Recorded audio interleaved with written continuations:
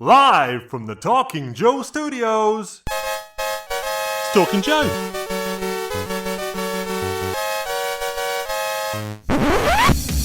Talking Joe is on the air. Hey, it's me, Mark, and you are listening to Talking Joe, the G.I. Joe Comics podcast.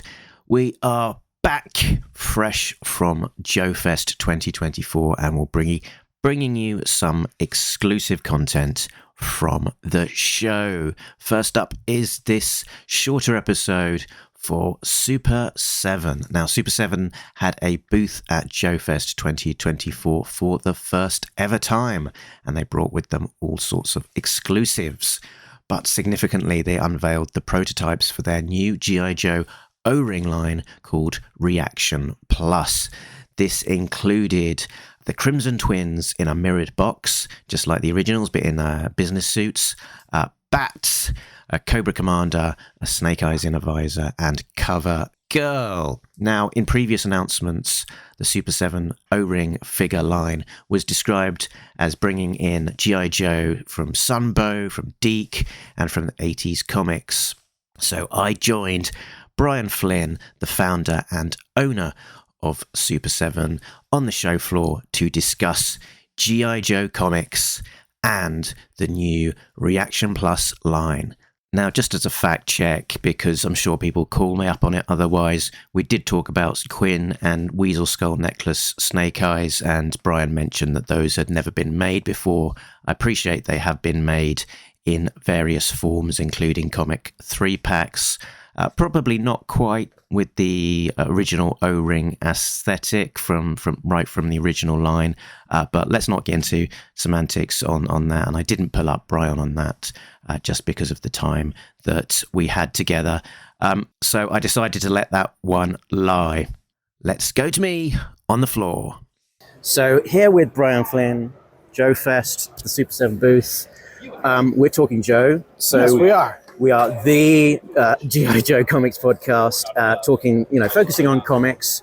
So as well as being incredibly excited to see O-Ring back, I'm incredibly excited that as part of the announcement, you're talking about the kind of places you're drawing from for the O-Ring, which includes comics. Of course. So can you talk to me about what the G.I. Joe comics mean to you?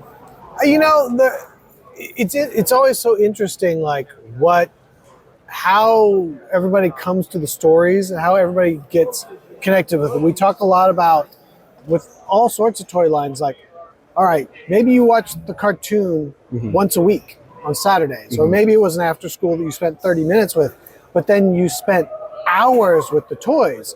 So your affinity sometimes for these lines is even more with the toys. But at the same time, as a comic book collector, you spend hours reading comics, and then you got to experience G.I. Joe a whole different way through the comics. And there's a whole lot more imagination that you have to use with the comics and just sort of playing out the stories in your head. And I remember when the comic came out, and it was such a big deal. They made such a big deal about the Baxter paper. And you're like, what is Baxter paper? I don't know what Baxter paper is. But now I want it. Oh my God. So, something, I didn't know what Baxter paper was, but it made it seem like that G.I. Joe comic was just special in a way that other comics weren't. And I remember, for whatever reason at that time, issue 4 was so hard to find. And I remember being on a trip with my parents through Tennessee, and we were going to Dolly World, and on the way to Dolly World, we saw a comic book store. And I was like, oh, we can stop. And we're like, we're going to the thing. We'll come on the way back. On the way back, we stopped, and they had issue 4 of G.I. Joe. I had 1 through 10, but I was missing issue 4, and they had it. So I specifically remember buying issue 4 there at a comic book shop on the way to Dolly World. So, anyways. That maybe got a special meaning. I don't know if that answers your question directly, but the comics were just a whole different way to experience a storyline. But what you're telling me is that you were there right at the beginning. You remember seeing the adverts on TV advertising issue 1, and so you got in at issue 1, and did you follow it through till near the bitter end? Or? No, I would say that, as you get, I got into Star Wars first, and then G.I. Joe was coming in a little bit later. Mm-hmm. So if you're talking about 82 Joes, I'm 11. My little brother is 8, so he sticks with Joe longer than I do because I start really getting heavy into skateboarding by 13. Then you're getting into girls in high school or any of the rest of it. The comic books start to fall away, baseball cards fall away, toys fall away, and then it's like, oh, now I'm focused on records and music and skateboards, and then you come back to it later. But are you one of the people who then went and sold your collection for pennies on the pound? No. My parents were in the military, so we moved every 3 years. So every 3 years, you got to get into weight limits. So anything that you're not actively using or keeping goes. Gone. It's gone. So your childhood collection, toys, comics, mostly the gone. only thing I have from my childhood are some of my baseball cards. Okay. But that's Easier. it. Smaller. A small group of them. I have that, and I have a fold-up Tron magazine / poster. Those posters that would fold up and have magazine panels about the making of Tron. Because I thought Tron was the coolest movie I've ever seen. And the guy's name is Flynn. That's it. I'm done. So those are the only things that I actually have from when I was a kid. But I started buying stuff again the summer of 1991. So I was 20 years old. It would have been after my sophomore year of college. So pretty early on, then I was like, wait a minute, I want all this stuff back. And luckily, it was very easy to get and very affordable at the time. At the time. So you went back and filled in the collection. That's great. Easy. And so the announcement of toys in the O-Ring line, the Reaction Plus, I think we're calling it. Yes, we are. So that's very exciting to me. And I think we've had just a couple of comics-inspired toys in the standard Reaction line. So we've definitely had a couple in the standard There's been line. Quinn, and the Bats has been influenced by the comic. Exactly. And then so if we're talking about the line of O-Ring, 2 of the 4 right now are directly comic-related. So you've got the comic-related Cobra Bat. So he's in the blue color, the alternate face mask, slightly different chest panel, different arms and forearms and hands than the Cobra Bat as toy or animation. And then same thing with the Snake Eyes. This is the comic book Snake Eyes with the multi-line visor, the blue. Oops, I knocked him over there. As we have the blue on the armbands and in the boots. So that is comic book Snake Eyes. So 2 out of the first 4 are already comic book inspired. You're batting 500. So is this is an indication that the comics are going to be a key draw to? There's key points of differences, and some of that's iconic. Like, you show somebody Snake Eyes with that visor, and they're like, "Oh yeah, that's Snake Eyes." And you're like, "No, that's comic Snake Eyes. Yeah. It's not animated Snake Eyes. That's not toy Snake Eyes. That's comic Snake Eyes." And I'd say that's important, but it's like, no, like. These are distinct versions of these characters, and a lot of them, haven't been made, at least in this format before. And how far ahead are you in your thinking of what might be the plan for these guys? When we had to work on this stuff, we had to give them a 2-year plan. Okay. So I've got a 2-year plan. Now, there's a big difference between here's the plan and here's what's getting executed. But at least I had to start with a 2-year plan. So you've got a rough idea of the first 2 years of the toys, and any indication of what that means for number of figures, or how many? I can't say that. No, I can't. You can't say that. I can't say that, but assuming that they do well and that they're popular, and I will assume that they're going to do as well, if not better than Reaction figures, I assume that we'll be getting to everybody that we plan on making. Wow.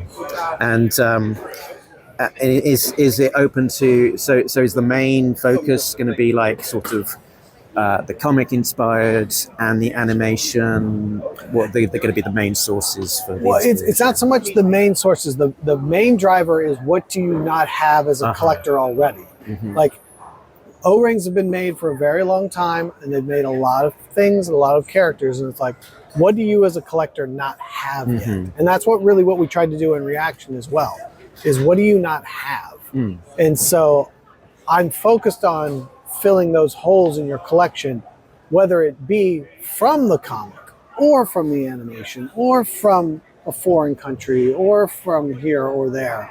That's really what we're focused on.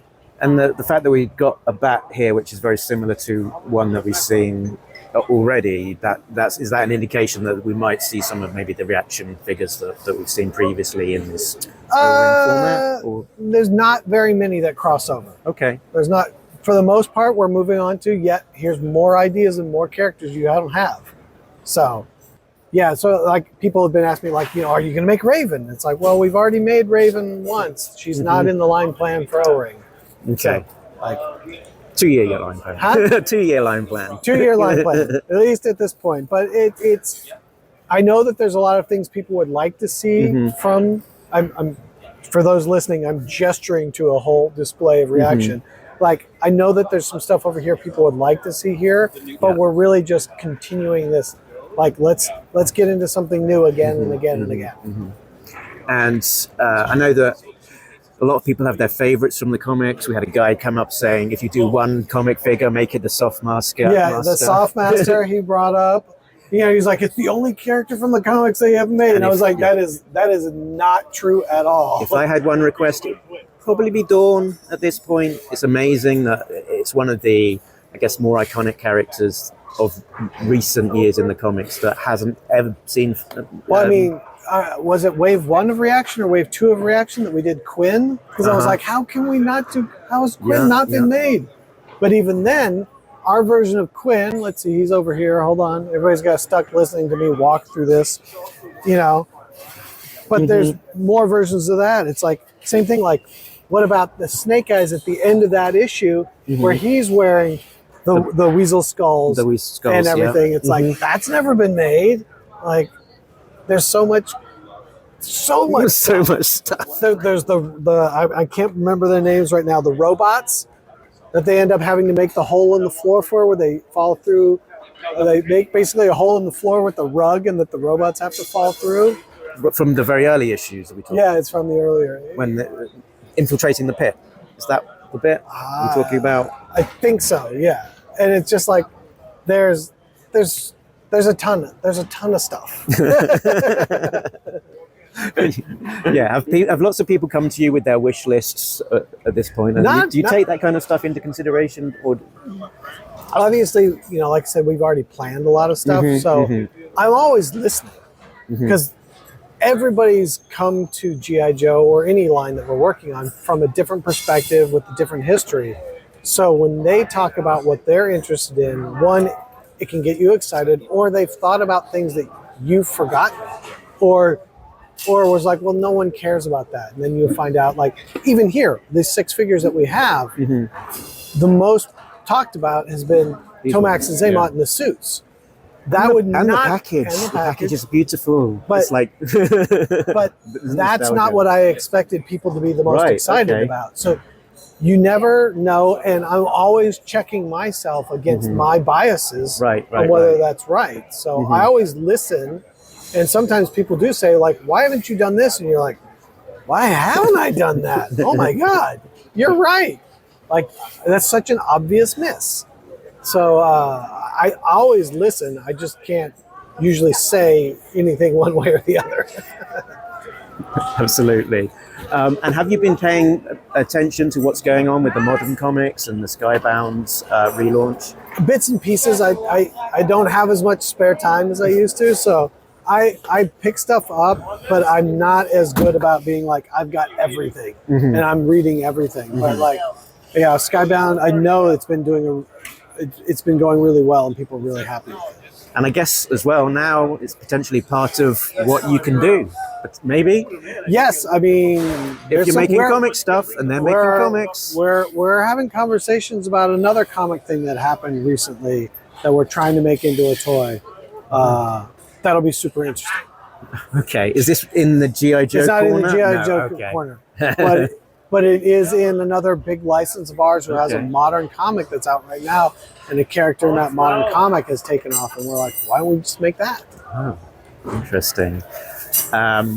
Is there anything else that you want to cover in the world of comics that maybe I've not touched on? I that's always the thing where I can't really tell you about the things I'm planning on touching on or not touching on. But yeah, I think, G.I. Joe had a huge run, and the comic books are, I think, far more influential than people realize. They always knee-jerk to the cartoon, but the comic books play a significant portion in the history as well. Absolutely. Okay, thank you very much for your time. You're a very busy man, very in demand. So it's great to spend some time with you, and maybe just like Chris on the Full Force forces you to say Full Force, maybe you can say our outro, Which is your outro? Which is Nobody Beats Talking Joe, an international podcast. Nobody beats Talking Joe, an international podcast. You made it a mouthful. You go, nobody beats Talking Joe, an international podcast. This is better now. All right, we got to do it together. Okay. Right? Nobody beats Talking Joe. Oh, I got it wrong. All right. Nobody beats Talking Joe, an international podcast. Laters. Fantastic. Vendors, guests, and attendees. JoeFest 2024. You're gonna have to do a lot of editing. That's okay. I can do that. We appreciate all your enjoyment of the show, and we appreciate all you having a good time here at JoeFest 2024. Come on, David. We look forward to seeing you all next year for another exciting event. Yo, Joe. Your Joe. Oh, we got a woo.